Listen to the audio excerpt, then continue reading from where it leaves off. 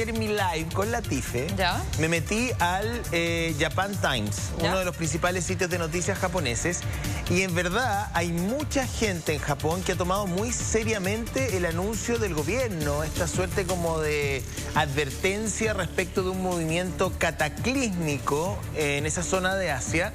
Hay mucha gente que decía en el artículo, mira, yo he vuelto a la casa de mis padres, de mis abuelos, porque quiero estar con ellos, se han permitido que trabajen desde la casa y se han evacuado prácticamente todos los poblados de la costa. Sí, no, es tremendo. Hay muchas preguntas sobre esto porque uno dice, ¿cómo un país puede saber si va a haber un terremoto o no?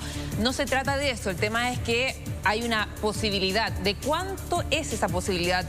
¿Más de un 10%, 30%, 50%, etcétera? Bueno, estamos con un experto, estamos con Ignacio Beltrán, que está ahí con un experto, con un geólogo, para contestar todas nuestras preguntas, porque Japón se prepara, esto tras un terremoto de un grado cerca de 7 de la semana pasada, ¿cierto? Sí. Se habla de que este nuevo terremoto podría llegar a 9, y incluso el primer ministro de Japón suspendió esta gira para poder estar en el país. Exactamente. Ignacio Beltrán está con un especialista que ha estado con nosotros en otras oportunidades. ¿Viene un megaterremoto en Japón? ¿Se puede predecir un terremoto de estas características? ¿A qué responde esta alerta japonesa? Esta y otras dudas con Ignacio a esta hora y Cristian Farías. Buenos días. Claro, muchachos, ¿cómo están? Claro, una alerta que pone Fumio Kishida, el primer ministro de Japón, quien de hecho suspende una gira que tenía a otros países por esta información. Gatillada nos contaba también Cristian Faría, el experto, el geofísico que está con nosotros, por un temblor, un movimiento telúrico precursor de 7.1 que esto ocurre hace ya una semana y esto le habría quizás dado esta información, pone en alerta al primer ministro japonés. Muy buenos días, Cristian Farías, geofísico. Hola, buen día a todos allá en el estudio. Lo que ocurre en Japón es que ellos, como en Chile, les tiembla harto y eso, como estamos súper acostumbrados en ese sentido a ambos países a que estas cosas vayan pasando. También ocurre que en Japón están esperando terremotos grandes en varios lugares donde las placas, donde una se va metiendo debajo de otra, están bastante bloqueadas. Eso significa de que están esperando que en algún momento se desbloqueen. La pregunta importante siempre va a ser, bueno, ¿cómo va a pasar eso cuando llegue a pasar? Y claro, una de las cuestiones que hemos visto en varios lugares del mundo, incluso en Japón en el 2011, es que a veces hay una secuencia de precursores. Es decir, ocurre un sismo y después se ve una secuencia de sismos más pequeña, quizás algún enjambre, que también son evidencia de que las placas se quieren liberar de a poco. Nos acordamos en el 2014, en el terremoto de Iquique, acá en el norte de Chile, donde tembló durante unas 2 semanas antes del terremoto de Magnitudo 8.1. O la gente del 85 se puede acordar ahí en la zona central, donde pareciera ser que lo que hubo fue que las placas, en vez de soltarse de una, empezaron como a liberar de a poquito la tensión en las semanas anteriores, y eso ayudaba un poco a generar esto, hasta que terminaban por un poco dispararse. Claro, eso también lo vieron en Japón el año 2011, y eso significó entonces de que mirando lo que va a pasar hacia el futuro, dijeron, ¿saben qué? Si es que tenemos algo de magnitud 6.8 más grande, vamos a poner alguna alerta para mirar bien la zona y ver si es que realmente encontramos alguna señal media rara que diga que podría pasar algo. Dime. Claro, hay una línea sensorizada hace mucho tiempo en Japón que lee una serie de factores.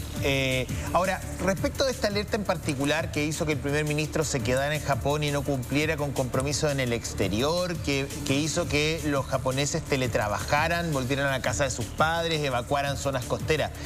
¿Esta alerta implica que viene un terremoto? ¿Con qué nivel de exactitud? ¿Esta semana, la próxima semana, en 6 meses, el próximo año? O sea, ¿de qué estamos hablando? Porque la verdad que uno tenía la noción de que los japoneses eran capaces de leer ondas 30 segundos antes o 15 segundos antes, pero yo no tengo recuerdo de que un país, ni Japón ni ningún otro, emitiera una alerta de un megaterremoto con días de anticipación. O sea, para mí es súper novedoso. No sé qué es lo que implica.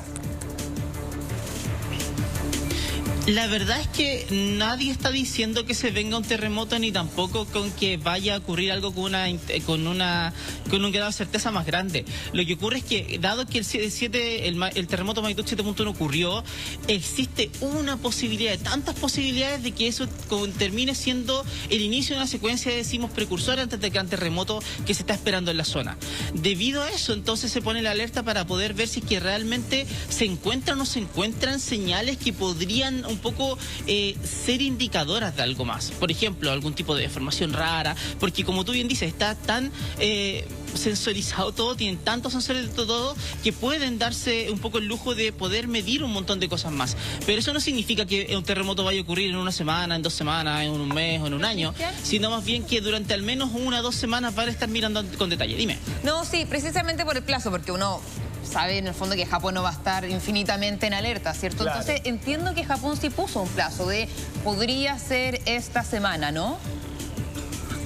Si es que llegara a ocurrir. Claro, porque lo que ocurre es que claro, es que uno ve lo que pasó en el terremoto de Tohoku el 2011, donde la secuencia de sismos precursores duró del orden de 1 semana y media más o menos antes del terremoto grande. Entonces eso te da un plazo de decir, ya miren, lo vimos antes y si es que lo llegamos a ver ahora, deberían ser más o menos todos los plazos que tenemos entendidos. Pero eso no significa que vaya a ser así. Sin embargo, la experiencia muestra que si es que nos vemos en algo así, podría ser una escala de tiempo razonable como para ver si es que encontramos algo raro o no encontramos algo raro. Ahora, esto nos conecta necesariamente con esa entre aspiración y fantasía que tiene el planeta de poder predecir terremotos, que, perdónenme, pero es algo que ha estado para los países sísmicos como los nuestros, me atrevo a decir que es uno de los desafíos intelectuales y científicos que nos come la cabeza, digamos. O sea, poder percibir o leer factores que permitan predecir con cierta exactitud un movimiento que puede ser súper destructivo, pero que al mismo tiempo, teniendo esa capacidad, pueden salvar vidas. ¿Se pueden o no predecir los terremotos? Volvemos a la pregunta madre de todo esto. No, no se puede. No, no se puede. Y de hecho hay una distinción bien importante entre... Está muy bien, está muy bien, no, es que hay una distinción súper importante también lo que dice. No, predecir significa hacer una apuesta bien grande. ¿Dónde ocurre algo? ¿De qué tamaño es? ¿Y cuándo ocurre algo? Una secuencia de precursores es otra cosa. Es como decir, ya miren, esto es una secuencia que termina en algo más grande, pero tiene un montón de inexactitudes en el camino. Hay un montón de cosas que no sabemos. Sí, claro, a todos nos gustaría tener como más claridad acerca de, oye, si esta secuencia termina en algo más grande, para tomar cierto tipo de medidas como para prevenir qué puede pasar. De hecho, eso es lo que hizo Japón, un poco llamando que la gente dejara también las zonas costeras en caso de, porque si después se desencadena un terremoto, el tiempo que tienes para que llegue el tsunami es relativamente bajo. Entonces es mejor de pronto no estar ahí. Y eso significa entonces de que para Japón es un tema que se lo toman bien en serio y prefieren un poco preocuparse más de la cuenta quizás antes de simplemente reaccionar a algo que pueda pasar. Y eso está muy metido en la experiencia que tuvieron a través de sus terremotos en la historia y también un poco en un tema cultural donde realmente prefieren millones de veces más estar como comunidad preparándose para algo, aunque no pase, que estar simplemente esperando que algo se vaya a dar. De hecho, yo ayer leí en este reportaje que venía en el diario japonés, pero lo leí en inglés, no es que yo hable japonés. No. Mira, yo hablo el lenguaje del amor, español e inglés. Oye, escúchame. Pongan atención a lo siguiente. Decía incluso que la alerta no es para todo el territorio, sino que principalmente para el sur. Se piensa en el área metropolitana de Nagoya, que podría afectar mucho más al sur que el área metropolitana de Tokio. O sea, tienen también una referencia geográfica. Oye, entiendo que ahí hubo preocupación en el gobierno acá, ¿no? Sí, no, también.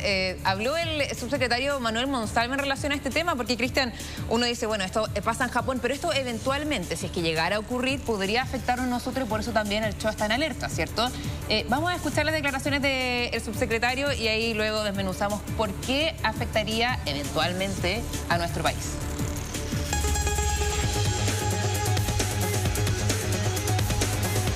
Sabemos que Japón tiene una alta experiencia y un alto nivel de expertise y de expertos para analizar los procesos sismológicos, por lo tanto, si es que el primer ministro volvió a su país por una alerta de un eventual megaterremoto en la fosa de Nankai, que está frente a Tokio, es porque tienen información que se debe considerar relevante, y por eso le hemos pedido al director del Centro Sismológico de Chile que pueda tomar contacto con ellos.